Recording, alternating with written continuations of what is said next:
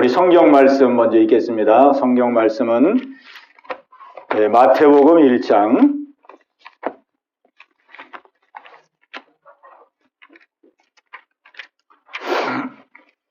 마태복음 1장 18절로 25절까지 말씀입니다. 우리 한 목소리로 우리 함께 합독하겠습니다. 예수 그리스도의 나심은 이러하니라. 그의 어머니 마리아가 요셉과 약혼하고 동거하기 전에 성령으로 잉태된 것이 나타났더니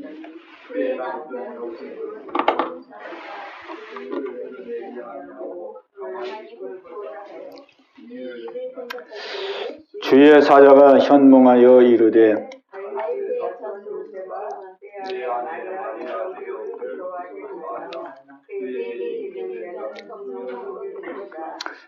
아들을 낳으리니 이름을 예수라 하라. 이는 그가 자기 백성을 그들의 죄에서 구원할 자이심이라.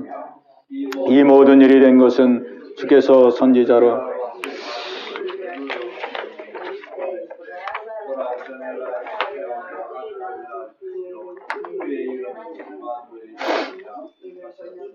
이를 번역한즉 하나님이 우리와 함께 계시다 함이라. 요셉이 잠에서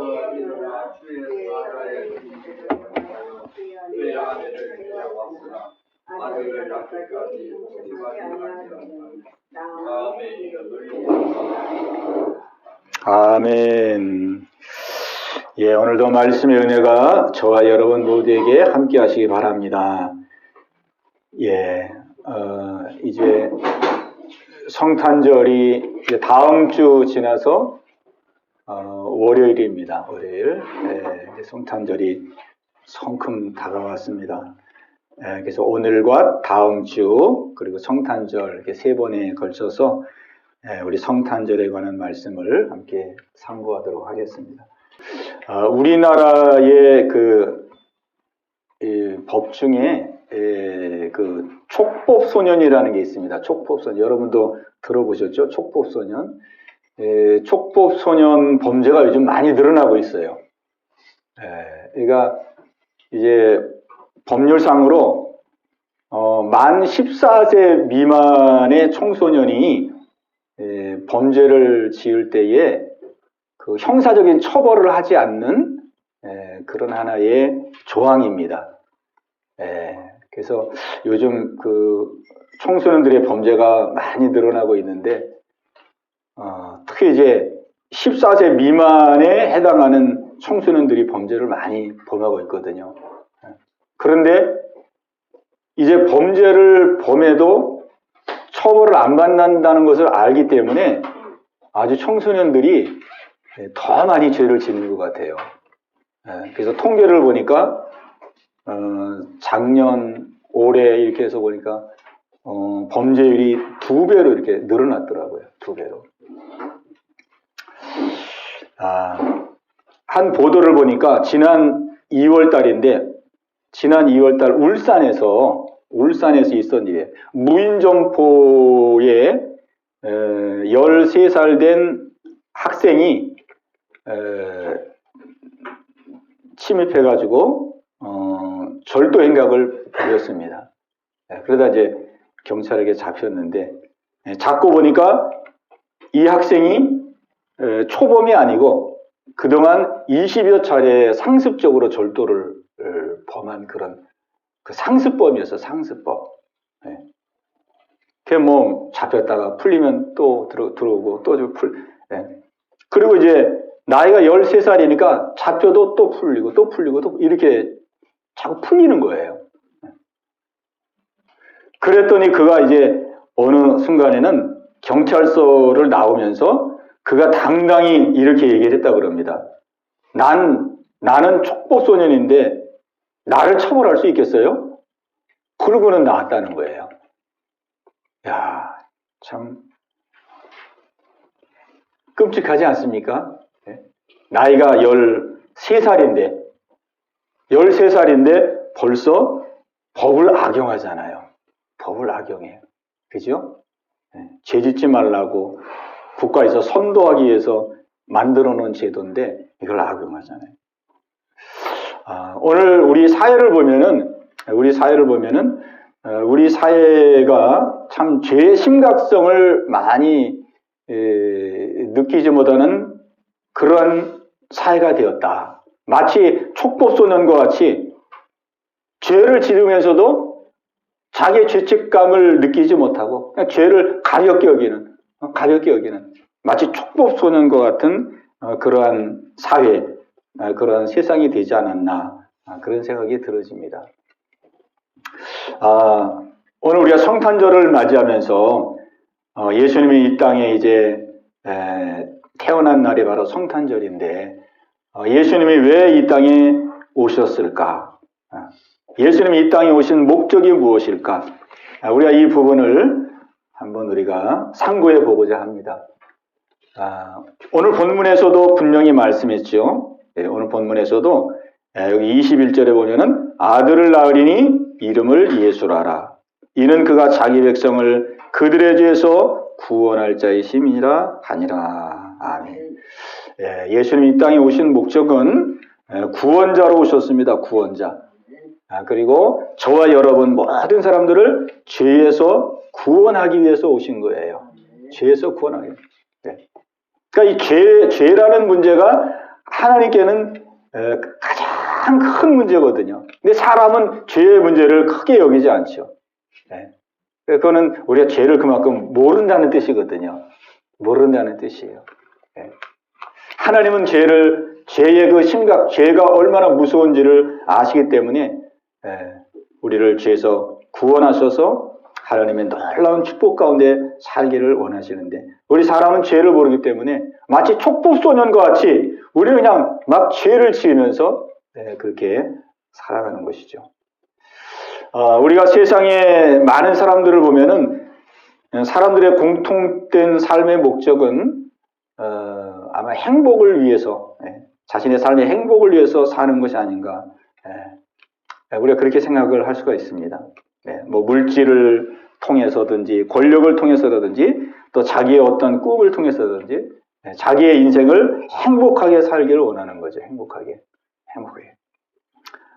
그런데 아무리 사람이 행복하게 살기를 원한다 할지라도 오늘 이 죄의 문제가 해결되지 아니하면 사람은 진정으로 행복할 수가 없습니다. 행복할 수가 없어요. 오늘 이제 본문의 말씀을 보면은 우리 예수님께서 이 땅에 태어나신 그 내용을 이렇게 간략하게 말씀해 주고 있는데 먼저 18절에 보면은 예수님은 누구에게서 태어나냐면 마리아의 몸에서 태어납니다. 예수님은 마리아의 몸에서 태어나요. 근데 마리아의 몸에서 태어나는데 마리아가 아직 결혼하기 전 동정녀 마리아라 그러죠. 우리가 동정녀. 처녀 마리아. 아직 그 남편 요셉과 결혼하기 전에 약혼 상태거든요. 약혼 상태에 있었던 그 마리아의 몸을 통해서 예수님이 오십니다. 그리고 그 마리아의 몸에서 성령으로 잉태를 하십니다. 성령으로 잉태하세요. 그러니까 남녀의 관계를 통해서 예수님이 오시는 것이 아니라 마리아의 몸을 빌려서 성령님이 그 모태에서 성령으로 잉태하사 예수님이 태어나게 되는 것입니다. 여기에는 아주 중요한 의미가 있어요. 중요한 의미가 있습니다. 왜 예수님께서 마리아의 몸을 통해서 또 성령으로 잉태하셔서 예수님은 여자의 몸으로 이 땅에 태어났었을까? 이 세상 사람 중에서 여자에게서 태어난 사람은 유일하거든요. 여자로 태어난 사람은 유일합니다. 그분이 바로 예수님입니다. 모든 사람들은 다 남자의 씨를 받아서 태어나거든요. 남자의 씨, 그죠? 모든 사람. 그래서 우리가 그런 말 많이 하잖아요. 아버지 날 낳으시고 어머니 날 기르시고, 그죠? 우리 다 아는 하나의 한 글귀죠, 글귀. 그게 어렸을 때는 잘 이해가 안 됐었거든요. 아버지 날 낳으시고 어머니 날 기르시고. 분명히 낳기는 어머니가 난 것 같은데 아버지 날 낳으시고 어머니 날 기르시고 그런단 말이에요. 모든 사람은 다 그 남자의 씨를 받아서 남자의 생명을 받아서 태어나기 때문에 실제 낳기는 여자가 낳아도 실제 그 생명은 어디서부터 남자로부터 오거든요. 모든 인류는 다 남자로부터 태어났는데 유일하게 여자로부터 태어난 한 사람이 있는데 그분이 바로 예수님입니다. 우리 예수님이 여자의 몸으로 성령으로 잉태해서 태어나신 것은 가장 중요한 이유가 인간의 이 죄악의 피와 섞이지 아니하도록 인간의 죄의 피와 섞이지 아니하도록 그 예수님이 거룩한 피를 그대로 가지고 이 땅에 태어나시기 위해서 마리아의 몸을 통해서 태어나시게 됩니다. 만약에 예수님의 피가 사람의 피와 섞이면 죄의 피가 돼버리잖아요. 죄의 피를 가지고 태어나면 예수님이 우리를 죄에서 구원할 수가 없는 것이죠. 예. 그리고 이제 마리아가 성령으로 잉태하여서 이제 아이를 갖게 되었는데 그 소식을 이제 남편 요셉이 알게 된 거예요. 아직 결혼도 하지 않고 지금 이제 약혼 상태인데 마리아에게 성령으로 잉태돼서 아이를 갖게 됐어요. 그 요셉은 모르죠. 요셉은 그 아이가 누군지 모르죠. 그죠? 마리아는 알지만 마리아는 이제 천사가 와가지고 다 이렇게 가르쳐 줬으니까 마리아는 알지만 이제 요셉은 모르거든요. 그래서 요셉은 성품이 아주 강직한 사람이었어요. 아주 의로운 사람이었어요. 선과 악이 아주 분명한 사람이었어요. 그래서 이거 안 되겠다. 아직 결혼도 안 했는데 나하고 결혼할 여자가 벌써부터 아이를 가졌다니 이거는 있을 수가 없는 일이다. 이건 집안 망신이고 가정 망신이고 이건 토지서. 그래서 그 결혼을 깰라 그랬어요. 파혼하려고 그랬어요. 파혼하려고 그랬어요. 그래서 그거를 요셉이 이렇게 마음에 염두하고 이렇게 고민하고 생각하고 있었어요. 그때에 꿈속에서 천사가 찾아왔습니다. 천사가 요셉아 두려워하지 말아라. 네 마리아의 몸에서 잉태된 자는 성령으로 잉태된 자이고 그가 아들을 낳을 것인데 그 이름을 예수라 하라. 그리고 그가 자기 백성을 그들의 죄에서 구원할 자가 될 것이다. 이 꿈속에서 다 가르쳐줘, 천사가. 그 천사가 가르쳐주는 걸 통해서 이 요셉이 그걸 그대로 아멘하고 받아들인 거죠. 아멘. 하나님께서 참 이 땅에 예수님을 보내기 위해서 정말 믿음의 두 남녀, 준비된 마리아와 요셉, 정말 하나님의 뜻을 겸손히 받아들이고 겸손히 순종하는 이 마리아와 요셉을 예비해 놓으신 거예요. 그래서 아들을 낳으리니 이름을 예수라라. 이는 그가 자기 백성을 그들의 죄에서 구원할 자이심이니라. 아멘. 예, 구원할. 그러니까 이게 하나님의 가장 관심사예요. 관심사. 죄에서 구원하는 거. 죄에서 구원. 그런데 죄에서 구원한다고 하는 이 하나님의 뜻은 지금 마리아와 요셉에게 즉흥적으로 지금 말씀하시는 것이 아니고 오늘 성경에 보니까 이 하나님의 계획은 벌써 오래전에 계획된 일이라는 사실을 우리에게 말씀해 주고 있어요. 그게 바로 이사야의 예언이거든요. 이사야의 예언. 이사야는 예수님 태어나기 한 700년 전 선지자거든요. 700년 전 선지자인데 그 이사야 선지자를 통해서 우리 하나님께서 아기 예수를 보내서 구원을 이룰 것이다라는 그 하나님의 계획을 벌써 700년 전에 이미 다 계획하시고 예언하신 내용이었어요. 여기 22절 보니까 이 모든 일에 된 것은 주께서 선지자로 하신 말씀을 이루려 하심이니 이르시되 보라 처녀가 잉태하여 아들을 낳을 것이요 그의 이름을 임마누엘이라 하리라. 보라 처녀가 잉태하여 아들을 낳을 것이라는 것을 이미 예수님 오시기 700년 전에 다 예언을 해주신 거예요. 이사야 선지자를 통해서. 그러니 얼마나 하나님의 관심이, 이 구원에 얼마나 하나님이 관심을 가지고 계시는, 죄에서 인간을 구원하는 이것이 얼마나 하나님의 그 마음속에 깊이 자리 잡고 있는지를 우리에게 보여주고 있는 것입니다. 예. 근데 우리는 죄 문제를 크게 여기지 않잖아요. 그죠? 죄 문제를. 그래서 우리가 오늘 이 말씀을 보면서 우리 예수님은 죄에서 구원할 자로 오셨는데 그럼 죄가 무엇일까? 우리 죄가 무엇일까? 이걸 한번 생각해 봐야 됩니다. 우리가 죄를 생각할 때에 보통 우리는 일반적으로 많이 생각하는 것이 뭐 거짓말한 죄, 욕한 죄, 뭐 속인 죄, 뭐 누구 상처 준 죄, 뭐 이런 그 도덕적인 죄를 많이 생각을 합니다. 도덕적인 죄, 그죠? 도덕적이고 윤리적인 죄를 많이 생각하죠. 아, 그런 것이 죄일까? 우리 예수님은 그런 죄에서 우리를 건져내시기 위해서 오셨을까? 그렇지 않습니다. 네, 그렇지 않습니다. 그 도덕적인 죄와 윤리적인 죄들은 그거는 성경이 말하는 그 근본적인 죄가 아니에요. 그런 죄들은 단지 그냥 죄의 열매들입니다. 죄의 열매. 죄의 열매. 죄의 열매로 드러나는 거예요, 열매. 왜 감기 걸리면은 뭐 재채기하고 콧물 나오고 막 그러잖아요. 머리도 아프고, 그죠? 몸살기도 있고, 여러 가지 그 증상이 나타나잖아요. 그런 것처럼 이 죄의 열매들. 진짜 하나님이 크게 여기는 죄가 있습니다. 진짜 하나님이 아주 심판하시는 가장 중하게 여기는 죄가 있어요. 중하게 여기는 죄. 그 죄가 무엇인지를 우리가 정확하게 알아야 됩니다. 그 죄가.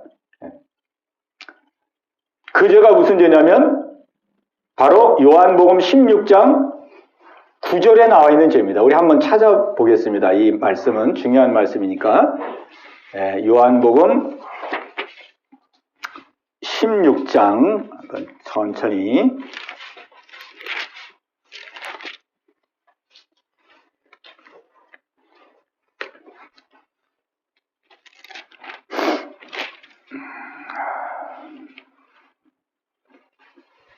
요한복음 16장 7절로 9절까지 말씀입니다. 7절로 9절까지를 우리 같이 읽겠습니다. 시작. 그러나 내가 너에게 실상을 말하노니 내가 떠나가는 것이 너에게 유익이라. 내가 떠나가지 아니하면 보혜사가 너에게로 오시지 아니할 것이요 가면 내가 그를 너에게로 보내리니 그가 와서 죄에 대하여 의에 대하여 심판에 대하여 세상을 책망하시리라. 죄에 대하여라 함은 그들이 나를 믿지 아니하며. 아멘. 자, 죄에 대하여, 죄가 무엇이냐? 자, 예수님이 말씀합니다. 내가 이제 승천하면 이제 성령님이 오실 것이다. 성령님이 오시는데 성령님이 오셔서 너희들에게 죄가 무엇인지를 정확하게 깨닫게 해주실 것이다. 너희들이 그냥 상식적으로 아는 그런 죄 말고 이제 성령님이 오시면 하나님 앞에서 정말 가장 큰 죄, 지옥 갈 죄, 심판받을 죄, 그 죄가 무엇인지를 성령님이 깨닫게 해주실 것이다. 그 죄가 뭐냐? 그 죄가 바로 나를 믿지 아니하는 죄다. 나를 믿지, 예수님 믿지 않는 죄. 예수님 믿지 않는 죄가 바로 하나님 앞에서는 가장 큰 죄이다. 이렇게 말씀하고 계십니다. 하나님 앞에서 가장 큰 죄는요, 예수님 믿지 않는 죄가 가장 큰 죄. 그 죄로부터 모든 죄의 열매가 다 나타나는 거예요. 예수님 믿지 않는 죄로부터 모든 도덕적이고 윤리적인 모든 죄들이 다 나타나는 겁니다. 그럼 여러분이 한번 생각해 보세요. 뭐 예수 믿지 않는 죄가 뭘 그렇게 큰 죄인가? 내가 볼 때는 살인죄, 절도죄, 강도죄, 유괴죄, 얼마든지 세상에서는 큰 죄가 많은데, 그리고 나는 그런 죄하고는 아무 상관없는데, 왜 예수 믿지 않는 죄가 하나님은 가장 크다고 그러는가? 나는 뭐 그런 흉악한 죄를 지은 적도 없는데. 자, 우리가 이제 이 부분을 한번 잘 우리가 상고를 해야 되겠습니다. 자, 우리가 이제 창세기 보면 하나님이 우리 사람을 창조했잖아요. 우리 사람의 생명은 누구 겁니까? 하나님의 것이에요. 나의 주인은 하나님이십니다. 예, 우리 같이 한번 합시다. 나의 주인은 하나님이시다. 나의 생명은 하나님의 것이다. 예, 나의 생명을 하나님 창조했어요. 내 생명의 주인은 하나님이에요.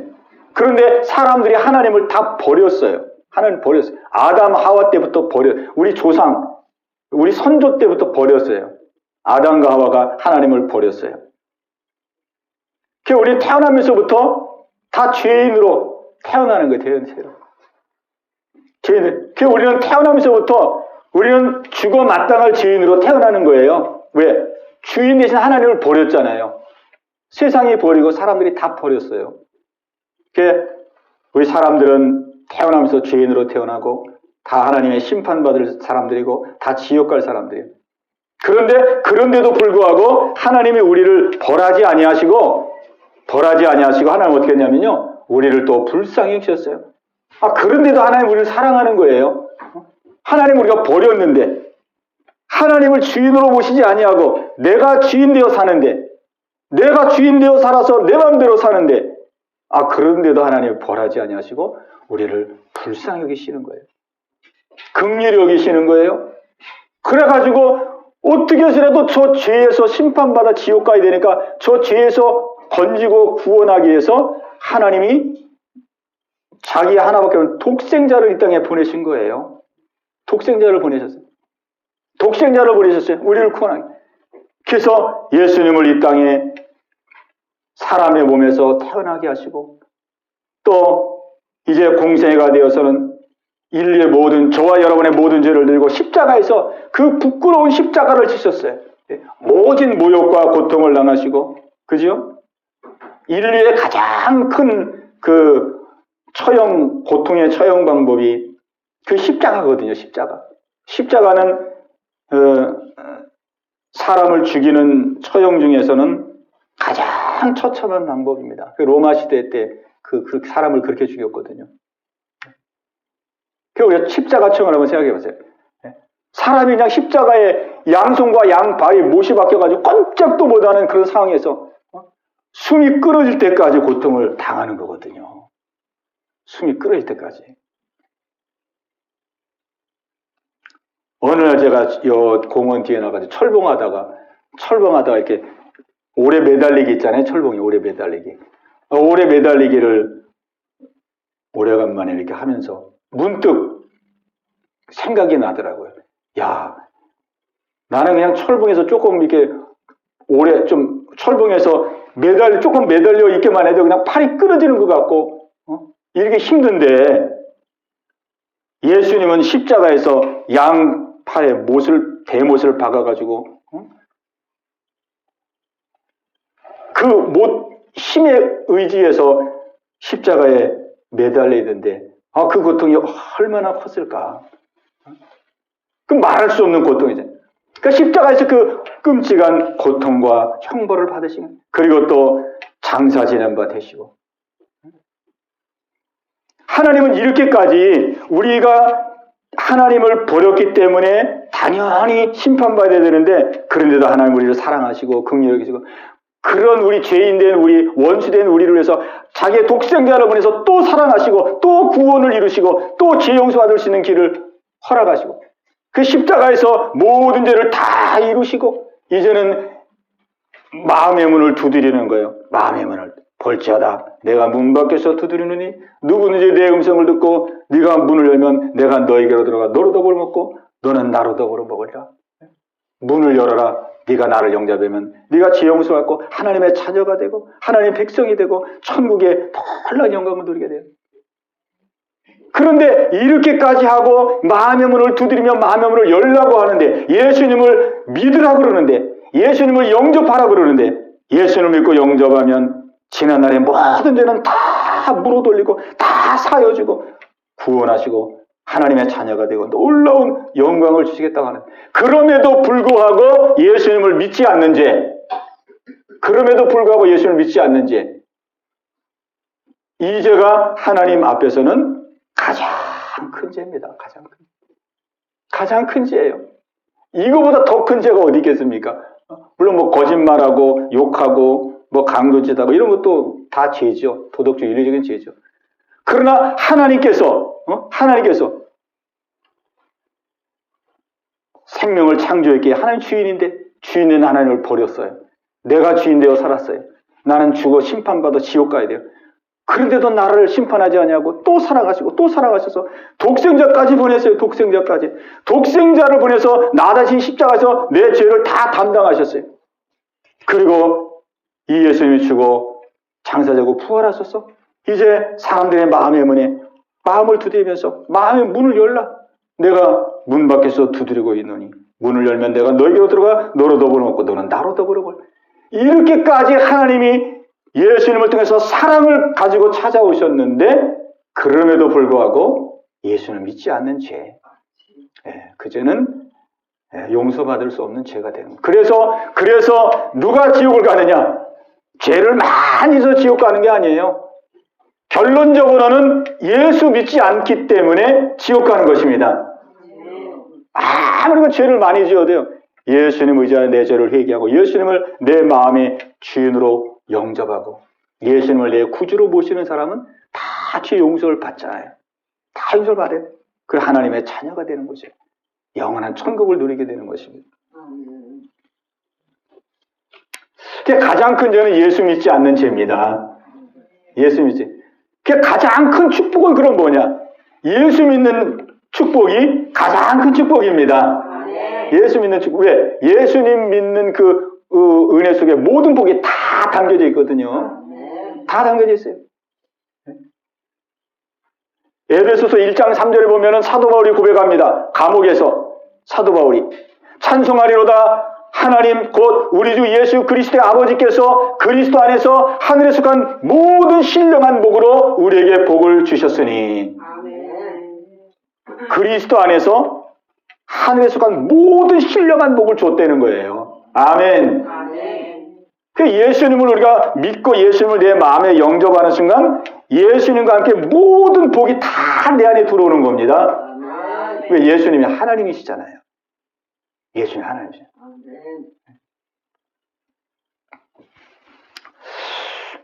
아들을 낳으리니 이름을 예수라라. 이는 그가 자기 백성을 그들의 죄에서 구원할 자이심이니라 하니라. 그랬습니다. 그 구원이란 뭐냐? 지금 제가 죄를 말씀드렸죠. 가장 큰 죄는 예수 믿지 않는 죄. 가장 잘하는 일은 하나님 앞에 가장 큰 죄는 예수 믿지 않는 죄가 가장 큰 죄고요.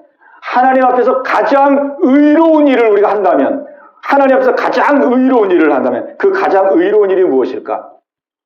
여러분 무엇일 것 같습니까? 예수 믿는 거. 아멘.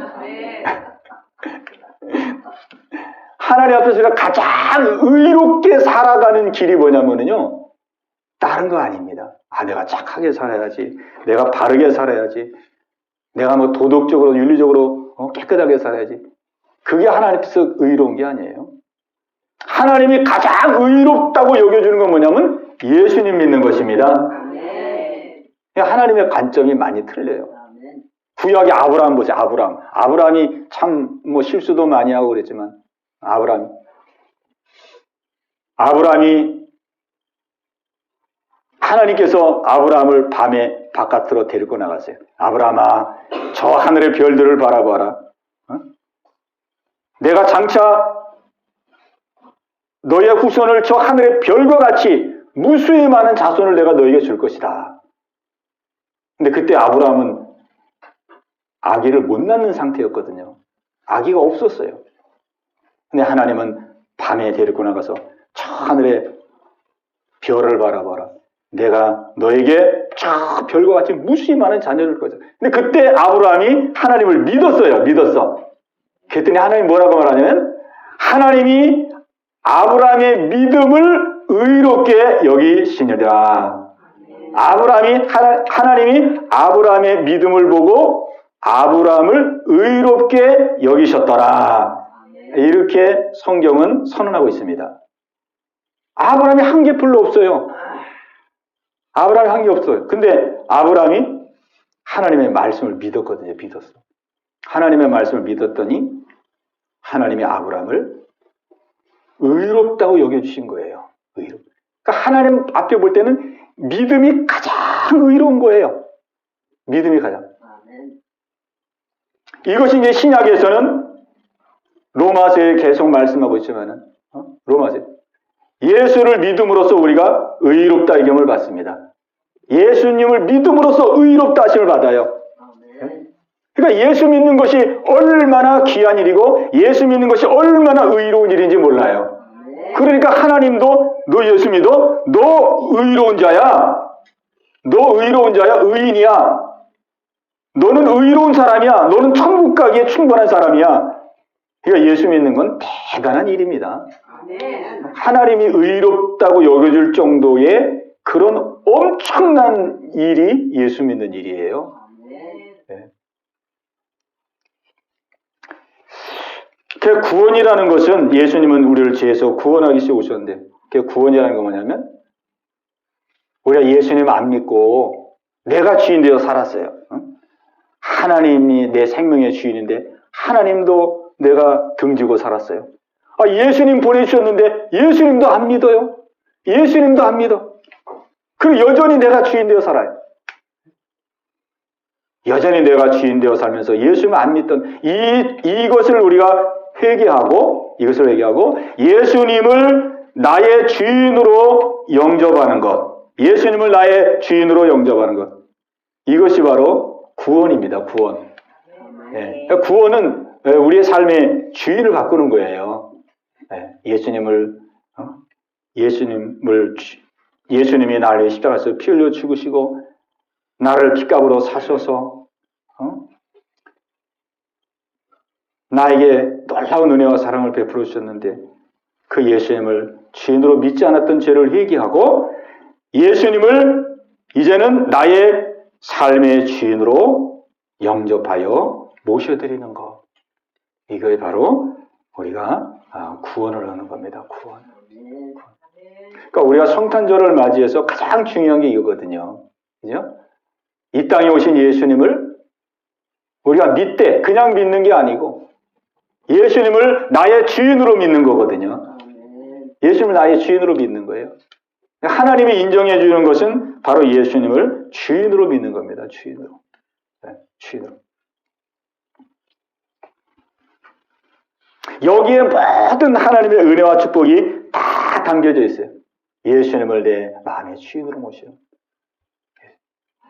그러니까 예수님을 내 마음의 주인으로 모신 사람은 예수님은 곧 하나님이시거든요. 사람의 몸을 입고 이 땅에 오신 분, 그분이 바로 예수님이거든요. 사람의 몸을 입고 이 땅에 오신 하나님. 사람의 몸을 입고 이 땅에 오신 하나님, 예수님입니다. 그러니까 예수님을 우리가 영접했다는 것은 하나님을 영접하신 것이고 하나님을 영접했기 때문에 우리는 하나님의 모든 은혜와 복을 다 가진 자가 되는 거예요. 우리 하나님께서 이 복을 저와 여러분에게 주시기 원하십니다. 예. 제가 요즘 가장 은혜 받는 말씀 중에 한 말씀은 아까 이제 에베소서 1장 3절 말씀을 제가 말씀드렸는데 바로 그 말씀이에요. 나는 이미 예수 그리스도를 믿고 있기 때문에 예수 그리스도 안에서 나는 하늘의 모든 복을 이미 받은 자구나. 이 말씀이 저는 요즘에 가장 큰 은혜가 돼요. 가장 큰 아주 소망이 돼요. 찬송하리로다. 하나님 곧 우리 주 예수 그리스도의 아버지께서 그리스도 안에서 하늘에 속한 모든 신령한 복으로 너에게 복 주시되. 에베소 1장 3절. 모든 복을 다 받았어요. 내가 복을. 뭐 더 받을 복이 없어요. 다 복을 받았어요. 복이 다 와 있어요. 와 있어. 이제 내가 할 일은 뭐냐면 이 와 있는 복을 내가 이제 믿음으로 이거를 사용하고 믿음으로 누리고 믿음으로 사용하고 믿음으로 누리는 일이 저에게 남아있는 일이에요. 딱 믿음. 근데 참 믿음으로 누리며 그 은혜 가운데 살아야 되는데 저는 그동안 이 사실을 잘 몰랐기 때문에 예수님을 믿으면서도 마치 내가 복을 못 받은 사람처럼 막 자꾸 복 주세요, 복 주세요, 복 주세요, 복 이랬던 것 같아요. 이미 복이 다 와 있는데. 와 있는 복을 사용하면 되는데, 와 있는 복을 믿음으로 말하고, 믿음으로 행하고, 믿음으로 살면 그 복이 실제가 되는 것인데, 예. 자꾸 복을 더 달래는 거예요, 더 달래는 거야. 야, 제가 일전에 한번 그 기도하는 선포 기도에 대해서 말씀드렸습니다. 선포 기도. 우리가 기도를, 주시옵소서, 이렇게 기도하는 기도도 물론 있지만은, 예수님의 제자들이 기도할 때 보면은요, 그냥 선포하는 기도를 했어요. 선포하는 기도. 베드로가 그 성전 미문에 안진뱅이를 보았습니다. 안진뱅이를 막 보았는데 안진뱅이가 베드로를 이렇게 쳐다보는 거예요. 한 푼 구걸하려고. 그때 베드로가 불쌍히 여기는 마음으로 그 안진뱅이를 치근한 마음으로 쳐다보았어요. 그러고는 베드로가 이제 어떻게 하냐면 베드로가 두 손을 모으고 하나님 저 안진뱅이를 불쌍히 해주시고 안진뱅이를 치유해 주시고 안진뱅이를 고쳐주시고 안진뱅이의 회복의 은혜를 주시옵소서. 그렇게 기도 안 했습니다. 그렇게 기도 안 했어요. 그냥 안진뱅이를 보고요 이렇게 기도했습니다. 은과 금은 내가 없거니와 내게 있는 것으로 내게 주노니 나사렛 예수의 이름으로 일어나 걸어라. 이렇게 그냥 선포해버렸어요. 선포. 왜 선포했을까요? 베드로는 이미 자기 속에 어떠한 은혜가 와 있는지를 아는 사람이었어요. 이미 하나님이 나에게 지금 어떠한 은혜를 주셨는지 내 안에 어떠한 지금 능력이 와 있는지를 베드로는 알았습니다. 그래서 그냥 하나님 도와주세요. 이렇게 한 게 아니라 은과 금은 내게 없거니와 내게 있는 것으로 내가 내게 명하노니 나사렛 예수의 이름으로 일어나 걸어라. 그러니까 오늘 우리는 예수 믿는 자는 하나님의 모든 은혜와 복을 다 가진 자입니다. 가진 자예요. 그러니까 이걸 믿음으로 우리가 이제 확신하고 하나님 주셨구나. 주신 걸 믿고 믿음으로 사랑하고 믿음으로 용서하고 믿음으로 인내하고 믿음으로 참고 믿음으로 뚫고 나가고 믿음으로 부딪히고 막 믿음으로 행할 때에 하나님 그 믿음 속에서 실제가 이루어지도록 역사하는 것입니다. 역사하는 거예요.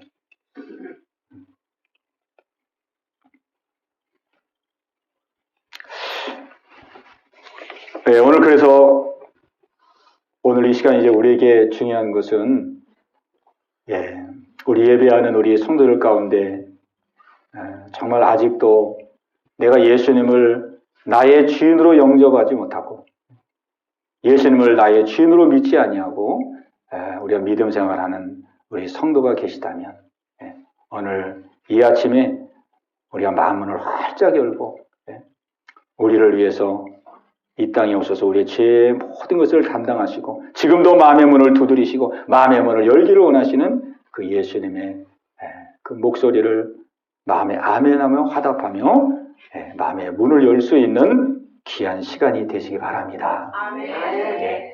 우리가 예수 믿는 것은 성령님의 역사거든요. 성령님이 역사해 주셔야 됩니다. 성령님. 누구든지 성령으로 아니하고는 예수를 주시라 할 수 없느니라. 그랬어요. 다 성령님의 역사입니다. 성령님의 역사. 제가 유미경 집사님과 이제 한동안 성경 공부를 했었었는데 개인적으로 성경 공부를 이제 꾸준히 하다가 이제 마지막 시간이 여러분 오셨어요. 하여간 이제 예수님을 영접하는 이제 그런 시간까지 이제 같이 이제 말씀을 나눴습니다. 이제 그 전까지 우리가 이제 성경 공부를 이제 꾸준히 계속했죠. 그리고 이제 예수님 마음 열고 예수님 영접하는 영접 기도를 이제 드리게 되는데 우리 집사님이 영접 기도를 할 때에 정말 진정으로 예수님을 영접하시는 모습을 제가 봤어요. 진정으로. 그냥 뭐 형식적으로가 아니라 진정으로.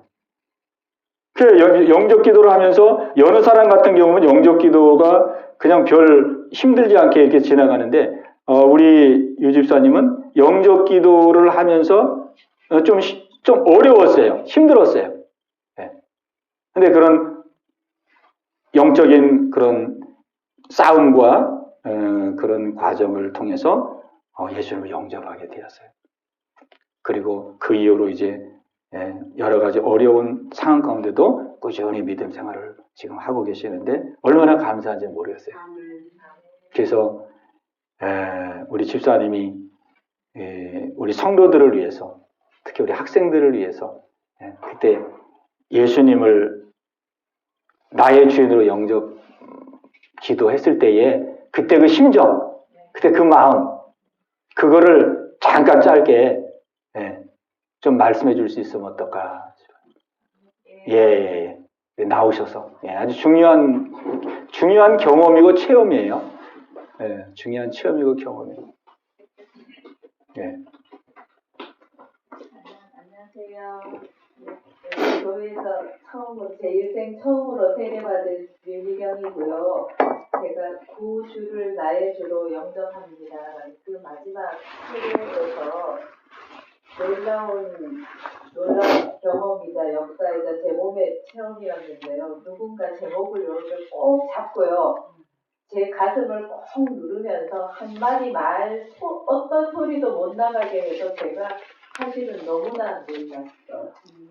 주변에서 이제 은혜 체험하시는 분들 이야기는 좀 전해 들어서 저런 굉장한 체험이 있구나였는데 저한테 정말 누군가가 가슴에 한 20kg, 30kg, 40kg 점점 무게가 무거워져요. 덩이를 이렇게 누르더라고요. 목소리가 너무 안 나와서 정말 그때 생각을 해도 막 등골이 오싹하면서요. 막 머릿속이 막 부글부글 끓는 느낌이 나고 그리고 아무 말을 못하게끔 누군가 제 가슴을 계속 누르고 있어서 제가 거짓말 안 하고 제 머리를 감싸고 머리가 무릎까지 내려갔거든요. 그래서 저 조금만 더 했으면 아마 교회 막 다치고 땄을지도 몰라요. 그러면서 겨우겨우 한 말이 그 다음부터는요, 제가 우는 걸 굉장히 싫어하는데 울고불고 눈물 콧물이 계속 줄줄줄 나오면서 엉엉 울길래 제가 막 한편으로는 내가 내 정신인데 왜 도대체 왜 이렇게 울고 왜 이렇게 힘이 들고 왜 이 한마디가 안 나올까 힘들었는데 드디어 이제 구주를 나의 주로 영접합니다. 정말 목이만한 소리로 말을 하고 난 다음에 그 다음에 모든 목소리가 다 풀리는 이 경험을 하면서 제가 너무 놀라서 눈이 동그래져서 목사님 도대체 이것이 무엇인가요? 하고 여쭤봤어요. 그래서 저기 성도님 크게 은혜 받으신 것 같아요. 그래서 제가 그 이후로도 제 몸으로 느꼈던 그 체험을 가끔 생각을 해보거든요. 도대체 무엇이었을까? 무엇이 내 목소리를 이렇게 안 나오게 내 가슴을 이렇게 짓누르는 이 무거운 느낌은 도대체 뭘까? 그 이후에 어떤 것들 경험은 없지만 그렇지만 저는 일주일에 한 번씩 무슨 일이 있어도 꼭 교회 가야 돼. 이 약속을 나는 안 지키면 안 돼. 그런 생각을 하게 됐고 또 우리 교회에 와서 아시는 분들 많이 만나고 또 우리 학생들도 만나고 해서 저는 제가 너무너무 감사하고요. 지금도 계속 감사합니다. 아멘. 할렐루야. 감사합니다. 우리가 예수님을 영접하는 것은 실제거든요. 실제입니다. 그리고 예수님을 영접하려고 할 때에 정말 중심으로 마음의 문을 열고 그렇게 하려고 하면은 이 방해하는 세력이 반드시 있어요. 방해하는 세력이 가장 싫어하는 게 마귀 역사거든요. 마귀 역사. 예수 믿고 구원 얻는 것을 가장 싫어하거든요. 그러니까 아까 목을 누르고 가슴을 누르고 예수님 영접하는 것을 방해하기 위해서 회방하고 제가 순조롭게 잘 따라하면서 영접 기도를 하다가 중간에 지금 가가지고 따라하지를 못하는 거예요. 말문을 못 잇고 이러고 힘들다고 그렇게 하고. 그러니까 우리가 영적인 세계는 보이지 않는 세계지만 실제하는 세계입니다. 그리고 말씀 그대로 하나님이 역사하십니다. 영접하는 자, 곧 그 이름을 믿는 자들에게는 하나님의 자녀가 되는 권세를 주셨으니 그랬어요. 우리가 이 말씀 그대로 순종하면은요, 말씀 그대로 하나님의 역사에서 우리가 믿음 생활을 실제 예수님을 모시고 예수님과 동행하고 예수님과 함께하는 그런 믿음의 삶을 살게 되는 거예요. 예, 오늘 우리가 이제 함께 우리 기도하는 시간을 갖게 했는데요. 예, 우리 두 가지 기도 제목을 가지고 기도하겠습니다. 예, 첫 번째로는 우리 예수님은 우리를 죄에서 구원하기 위해서 오셨어요. 구원이라는 것은 주인을 바꾸는 것입니다. 주인. 내 뜻대로, 내 마음대로, 내 계획대로, 내 목표를 따라 내가 주인되어 살고 있다면 이것은 우리의 믿음으로 사는 게 아니거든요. 우리가 예수님을 주인으로 영접해야 됩니다. 날 위해 죽으시고 부활하신, 나를 핏값으로 사신 예수님을 주인으로 영접하는 거예요. 진정한 마음으로 내가 주인 됐던 죄를 회개하고 내가 주인 되어 살았던 죄를 회개하고 예수님을 주인으로 영접할 때에 예수님이 우리 안에 영으로 들어오십니다. 영으로 들어오셔서 우리를 통치하시고 영으로 주장해 주십니다. 또 우리 이제 이미 예수님을 믿는 우리 성도님들은 우리의 믿음은 이제 주인 되신 예수님의 뜻대로 사는 것입니다. 영접하고 끝나는 게 아니라 이제는 주인을 바꾸고 주인의 뜻을 따라서 주인이 기뻐하시는 삶을 향해서 우리가 한 걸음 한 걸음 걸어가는 거거든요. 하나님, 이 성탄절을 맞이해서 이제 내 뜻을 더 피우고 내 생각도 내려놓고 예수님의 그 뜻을 따라서 주인의 뜻을 따라서 가정에서, 직장에서, 일터에서, 어느 곳에서든지 주님의 뜻을 따라 주님을 기쁘시게 하는 삶을 살기를 원합니다. 그래서 주님과 늘 동행하기를 원합니다. 주님과 함께하기를 원합니다. 주님 역사하여 주시옵소서. 예, 우리 이런 기도 제목을 가지고 우리 간절한 마음으로 우리 합심해서 우리 함께 기도합니다. 주여, 할렐루야. 살아계신 아버지 하나님이요, 아버지 오늘 이 시간 아버지 함께 기도할 수 있는 해주심을 감사합니다. 아버지 하나님이여, 성탄절을 즈음하여 우리 주님 이 땅에 우리를 구원하기 위해서 오셨습니다. 아버지 하나님, 정말 우리는 예수님을 주인으로 모시고 사는 자인지요, 아버지 예수님을 주인으로 모시고 주인의 뜻을 받들기 위하여 날마다 기도하며 한 걸음 한 걸음 걸어가고 있는 자인지요, 아버지 이 시간 저희들의 중심을 돌아보게 하옵소서. 아버지 중심을 돌아보게 하사 아버지 아직도 내가 주인되어 살고 있다고 하면 아버지 이 시간 예수님을 주인으로 영접할 수 있는 귀한 은혜 허락해 주시기를 간절히 바라고 원합니다. 아버지 하나님이여, 성령으로 임재하여 주옵소서. 성령 임재하여 주옵소서. 내가 문 밖에서 너희의 마음의 문을 두드리노니 누구든지 내 음성을 듣고 문을 열면 내가 너희에게로 들어간 너로 더불어 먹고 너는 나로 더불어 먹으리라. 우리 주님은 우리의 마음속에 들어오셔서 우리와 함께하기를 원합니다. 우리의 삶의 주인이 되어주시기를 원합니다. 우리의 삶을 영원토록 책임지시고 인도해 주시기를 원하십니다. 아버지, 우리의 성도들 한 사람도 낙오자가 생기지 않게 도와주시고 모든 성도들이 다 예수님을 주인으로 영접하여 하나님의 자녀가 되고 천국 백성 되는 귀한 은혜 허락하여 주옵소서. 아버지 하나님이여, 또한 우리 믿음의 성도들은 이제 더욱더 아버지 예수님을 주인으로 모시고 예수님의 뜻을 따라 살기를 원합니다. 예수님의 뜻을 받들어 살기를 원합니다. 아버지 하나님이여, 내 뜻 내 생각이 더 피어지게 하시고 내려놔지게 하여 주옵시고 예수님을 기쁘시게 하며 영화롭게 하는 아버지 믿음의 삶을 날마다 살아갈 수 있도록 주님 은혜를 더하여 주시옵소서.